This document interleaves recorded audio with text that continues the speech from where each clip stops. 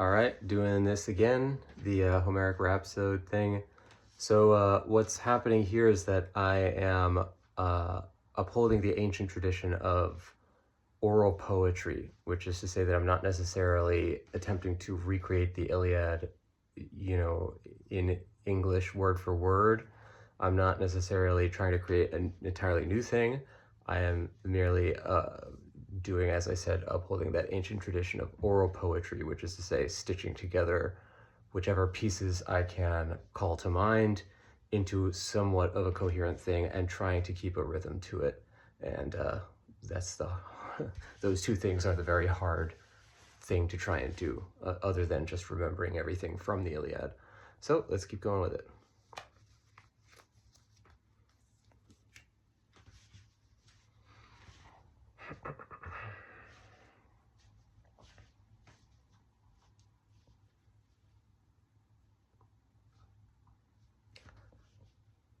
Sing, goddess, of that fateful duel in which Paris, the Trojan prince, the great archer, and the lovely-haired fought against ruddy Menelaus, master of the war cry and king of the Spartans. Paris it was who had suggested the duel, who had said that in recompense for all the troubles he had caused the Achaeans and Trojans alike, that he would make a deciding battle on the plains of Troy in front of both armies, so that none could doubt who was the victor. He who won would take back Helen to his fair city, whether behind the walls of Ilion or all the way back to fertile Lacedaemonia. And thus the battle had been started. Paris grasped his two spears, Menelaus with his in hand, and both put a unique stone into a helmet, which Hector had shaken. Hard he shook it, averting his eyes so as not to favor any one of them, and out jumped the lot of Paris. The first cast was his. All the Greeks and Trojans alike had thought in their minds the same prayer. O great gods above, let he who is wrong in this have his brains spilled out among the Trojans. He shall be punished for what he has done, and let him suffer for it. Thus thought all of the Achaeans and the Trojans alike, for both sides wanted an end to this great conflict. Thus did Paris have the first cast, and he wasted not his moment.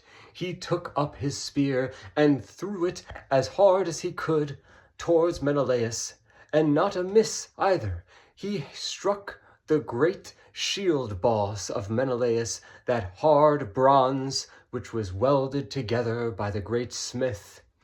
But his spear could not penetrate the bronze-shod hide of that shield. Menelaus laughed to himself, and he took up his own spear, casting with as much fury as he could, and speaking to the great gods above, O Zeus, if there be any justice for a man wronged, who in his own house was insulted, and the great honor of guest friendship brought low, if there be any recompense for such a thing, let my spear be true in its cast. Let it strike that white flesh of Paris, the destroyer of homes and destroyer of his own people. Thus had Menelaus spoken, and he ran forward and threw his spear with great fury. All who looked upon it were dazzled by the speed at which he threw. Some god, it seemed, had thrown it forward with him.